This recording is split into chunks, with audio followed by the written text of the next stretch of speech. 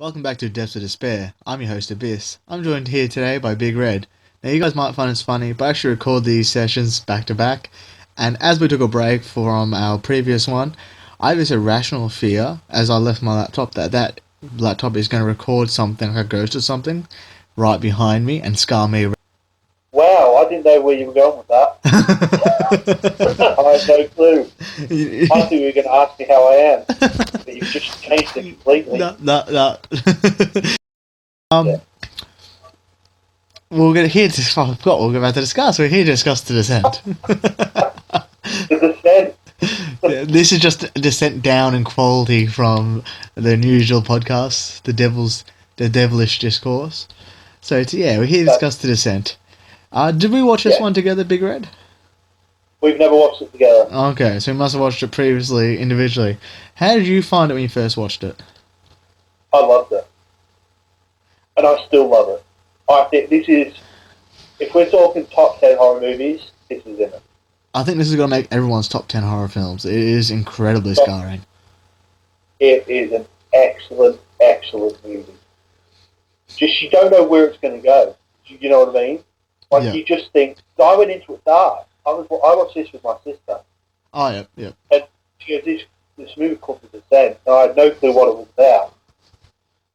And after about, because for the first sort of 45 minutes to an hour, it's just them in caves. You know what I mean? Yeah. And so they go into this cave and they just get stuck and they've got to find their way out. But then when I see the alien-type creature with like blood hanging out of his mouth, I go, oh, this is interesting. And then I was just like, oh my god, that's the best movie I've ever seen. It's not. I love it. It's so good. It's great. And I watched this a couple of days ago, and I thought, this is great. This is in my top 10 horror movies. I knew it was the moment I've seen it, but rewatching it again just reaffirms what I always believe.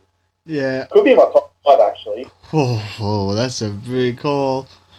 Could be in my top 5. Yeah, how much I love it. I really enjoyed this film when I first watched it. I acquired a fair few horror films at one point. I was just binge watching them, and I found this to be the really unique one. And at first I was like you, I thought it was like sort of like a survival thriller kind of film, and then it took that dark turn with, like you said, it was alien or whatever you want to call them, the other humanoid creatures down there, and I find that and the environment and the situation these fine ladies find themselves in is incredibly terrifying, and it's very realistic, and I think the dark, gritty take in this film really makes it incredibly terrifying. I think it was by Neil Marshall or someone, but this would easily... Yeah, this would easily be his best film, in my opinion, mainly because it's the one that stands out the most. Yeah, definitely, no question. Yeah. Yeah. How do you like the girls' interaction with each other? I thought that was awesome. That's the type of like that European type of banter, isn't it? You know, Yeah. all making jokes, making fun of each other. You can tell they're really close, which makes it better as the movie goes on. Yeah. As it just starts to like, how close are we and all that type of stuff.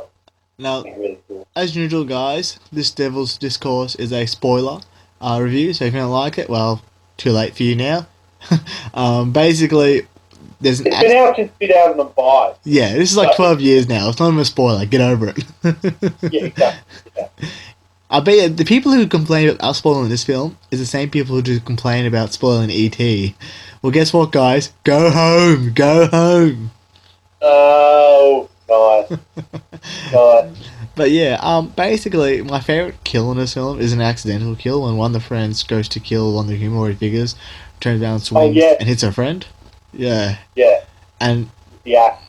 through a tragic turn of events with that leads to her demise as well. But I found it really cool, and I found the setting of the film really claustrophobic, and it really hurt to watch at times.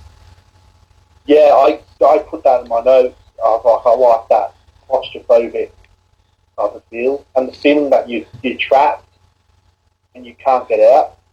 And even if you defeat all of these aliens, I call them aliens. I know they're like humanoid type but I'm just going to call them aliens. They look like.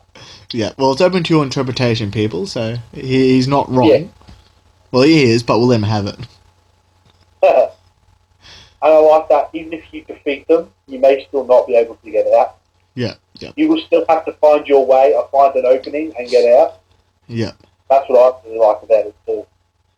That there's obstacles that you have to overcome. But Yeah, the biggest obstacle is still not. Even after you defeat them, the biggest obstacle is still there to overcome. like this film, it doesn't need the humanoid figures in it. The environment enough, as you said, is just too much and just a really huge uh, objective for them to get through. Really, big obstacle. So yeah, I find the combination of these two things really intriguing, and it's like almost two great films put together into one. And the opening time you see the humanoid figure is when the camera's a night vision and spins around and you see a humanoid figure behind one of the other friends. It appears out of nowhere and just gives me the heebie-jeebies. It was horrifying to see. I'm like, ugh. Oh yeah, the bit where it's all dark and she Yeah. turns the night vision on. And all of Yeah. a sudden there's a thing behind her or in front of her. I Yeah, I know. I didn't want to watch that and I had to see that. It was terrifying. It really was. Yeah.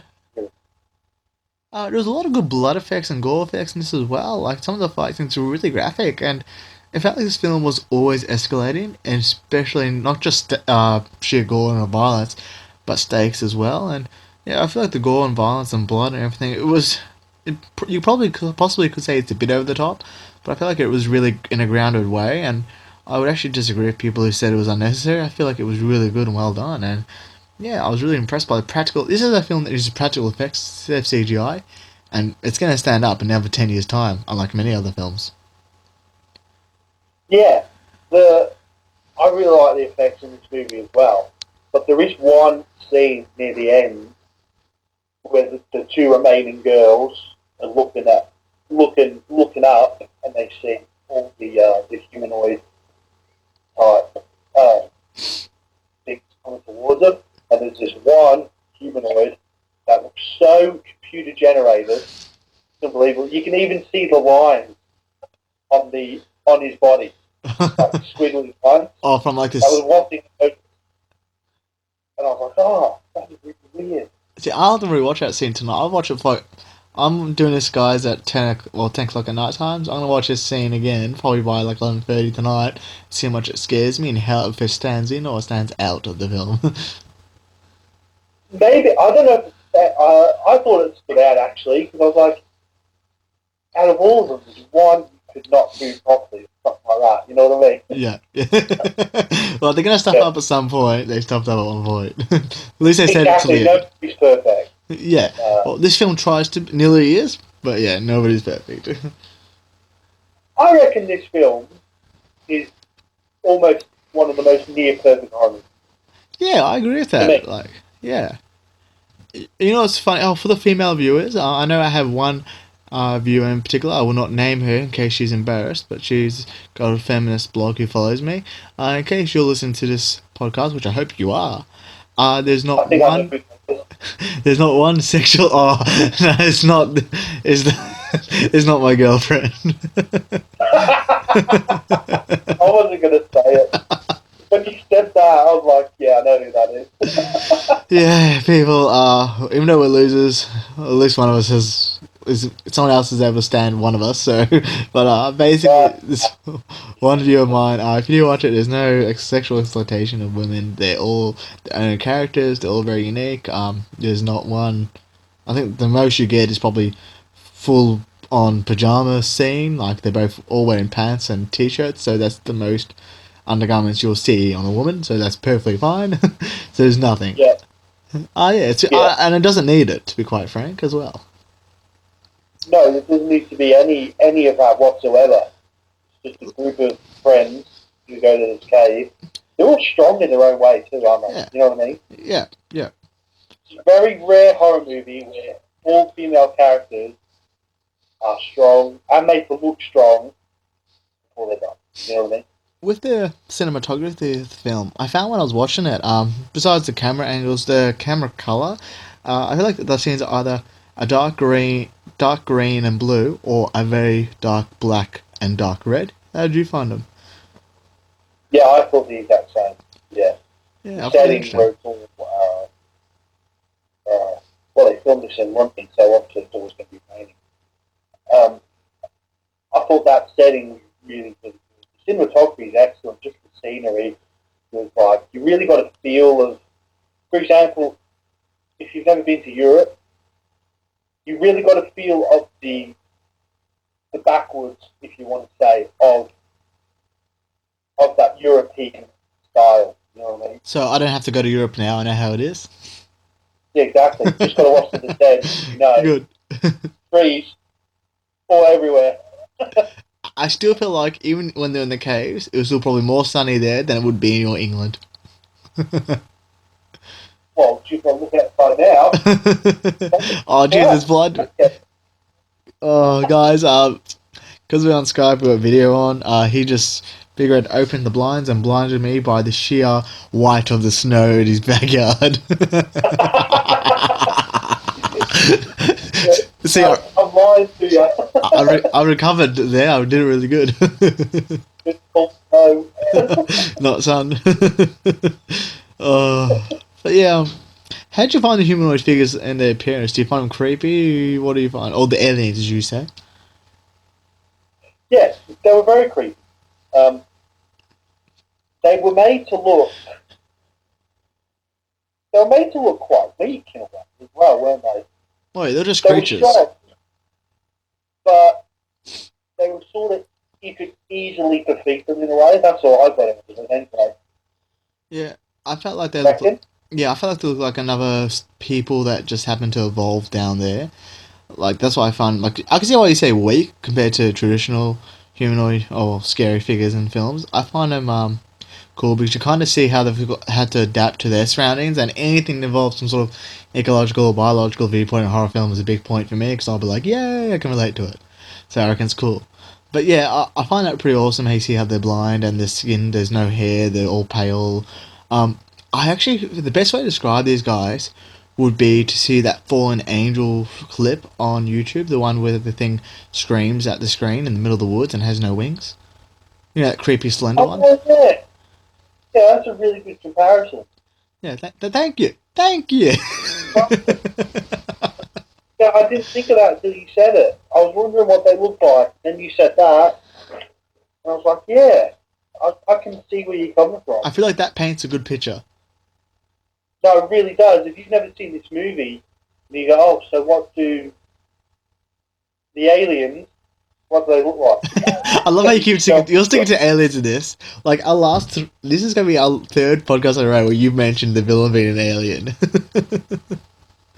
Oh yeah, this too, yeah. You're sticking to it. This is a bad habit. I'm glad next week's we got no aliens by the looks of it. What?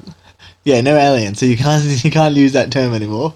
Hey, Bruce Willis is an alien in the movie we're talking about next week. Oh, that's the biggest He's clue, not. guys, to what we're talking about next week. He's not an alien. Oh. Well, yeah, you've been very spoilt for choice recently, and yeah, I feel like this is one of the it's the top 10 horror films easily of yeah, and I feel like since 2000s, I reckon we have got some of the best horror films of all time. I think that is a big claim, but I think that's a pretty accurate one.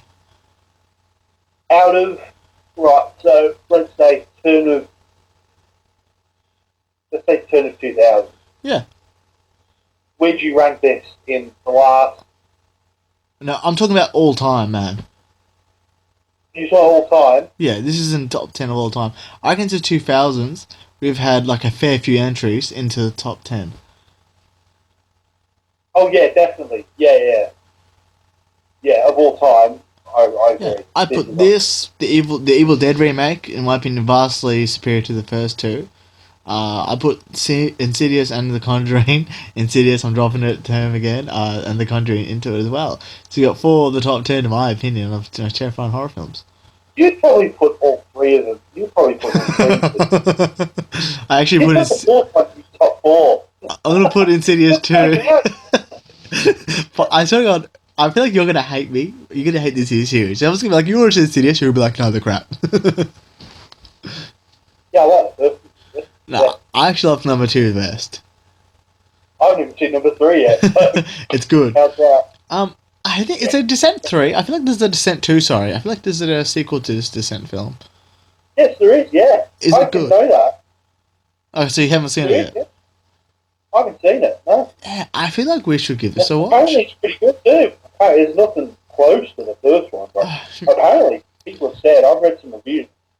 They go, "I'll tell you what, it's pretty good." Yeah, I'll probably have to get a watch then, because I thought I heard of a sequel to this. I was just a bit nervous about it being a bit blasé, not as good as the first. It's set 2 days after the first one. Same girl Oh, really? survived. Yeah, yeah. She goes into a hospital, something like that, and then she goes to the police station or something like that. I'm not too sure. And these guys, these detectives, investigate what's down there. Huh, that's cool. I think that's the gist of it. Anyway. Do they cop it, or we don't know yet? Well, I must hope so. Well, you always got a morbid turn of things. As a matter of interest, you said before, since the turn of 2000s, where would you put this from 2000 onwards in the top 10 horror films?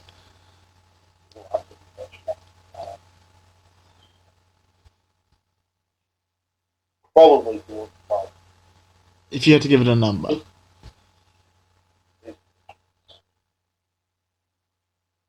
Top 3. Ooh, big call. Big Red's got his big boy pants on today. Yeah, that's a bold statement, but I'm sticking by that. I think it's an accurate one. I've yet to see a movie. Well, there's a couple, but I've yet to see a movie that. Oh, yeah, I feel like it's a good film. I would definitely put in the top 5, to be honest. Yeah. Yeah, in my full time. Yeah. I feel like I'd have to put The Conjuring up there, only because Conjuring made horror mainstream again. I remember how packed out those cinemas were for The Conjuring. I don't know if you remember. Yeah. Oh, you weren't in Australia at that point, but I remember how packed out the cinemas were, and they were pretty cool. I only saw, as I said, The Descent on DVD, so I have no idea if it was even released in the cinemas in Australia. We don't always have all our films released in the movies, unfortunately, but that's just how the cookie crumbles. Do you, I mean, it's an indie film. It's an independent film. Oh, okay, so was it on movies in Australia? Or maybe probably not then, because we only get a few of them. No, I don't think. I know. No, I don't think Yeah. it is. It's a British film, isn't it? Yeah, I don't think because like the Evil Dead remake was only in one cinema in all of Australia, and it was only in for two cinemas of all in Australia. I was one of the lucky ones to see it in the movie theaters, so good for me. Did you never get any advertisements over there? Any trailers? The Evil for it? Dead. Yeah.